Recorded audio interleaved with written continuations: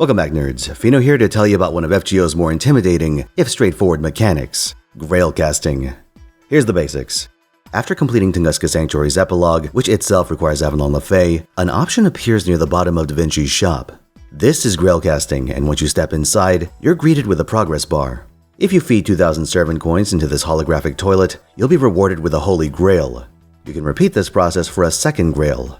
This restriction resets every month, meaning you can spend up to 4k coins a month for 2 Grails. Simple enough, right? But there are some things you should keep in mind before you pull that lever. Firstly, you can mix and match coins from different servants to meet the quota, but don't put anything in the machine unless you know you have 2,000 coins you're willing to use. Once you put coins in the machine, you are unable to take them out.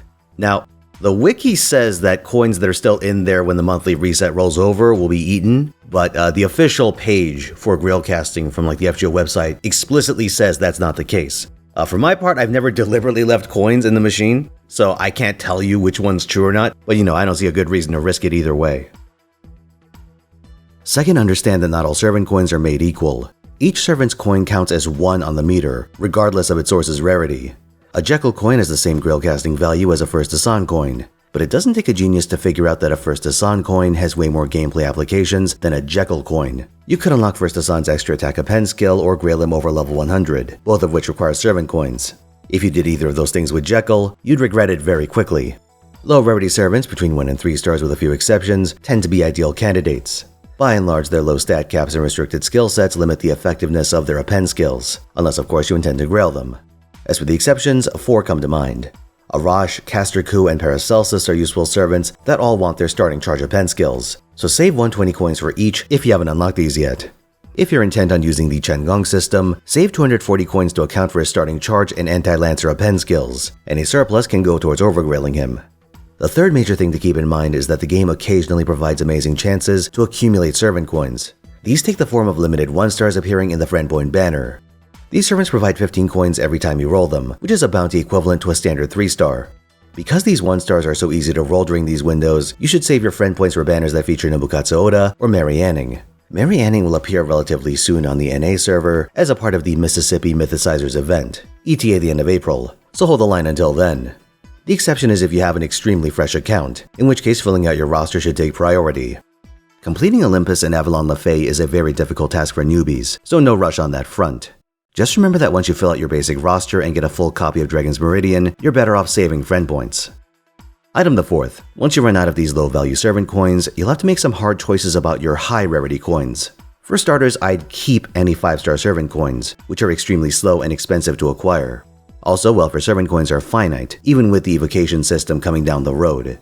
So once you burn that bridge, there's no going back. So even if you don't hold Summer Da Vinci or Caster Ellie in high regard, I'd recommend you sit on those coins anyway. But once you get around to the regular 4-stars, you can really start picking and choosing. Keep in mind that not all append skills are worth unlocking. Most servants have a non-synergistic anti-class skill on their 3rd slot. And in fact, all berserkers have a terrible class-restricted crit resistance buff instead, which is extra useless. The one exception is Edward Hyde of all servants, who makes up for this unique boon by being generally appalling. I'll note that a bunch of AoE farming servants don't need their extra card appends either. At this point in the process, you may be put off by the big, flashing, enhanceable sign over most of your servants. The game spams this message even if you have all appends unlocked. It only disappears once you hit 120 with full appends, so you'll have to check manually whether you're satisfied with a servant's current state. You may have also noticed that I have an abnormally high number of Ruler Martha coins. It's a long, painful, and expensive story, but I'll link it at the end for those curious.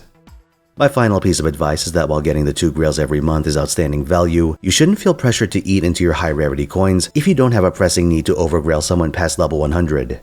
There could be a couple of things that lead to this kind of situation. One is that you're only interested in a small handful of servants who you've already gotten to level 120. 2 is that the Ember and QP cost of spending all your Grails is too high for you to meet, though you could always just get a number of servants to level 90 or 100 instead. Remember that while Grail casting is a monthly reset, the system itself isn't going anywhere. If you lack coins and miss a month, no big deal. Your account's overall resource management is way more important than hitting a 4k quota on a mechanic that's going to be around indefinitely. Thanks for watching. Like if you found this video helpful, subscribe for more, and come watch me at twitch.tv/Finotaisen where I stream every week. If you're watching this on the day it comes out, I'll be streaming myself destroying Barbatos and taking all your precious drops at light speed, so keep an eye out for that. See you there.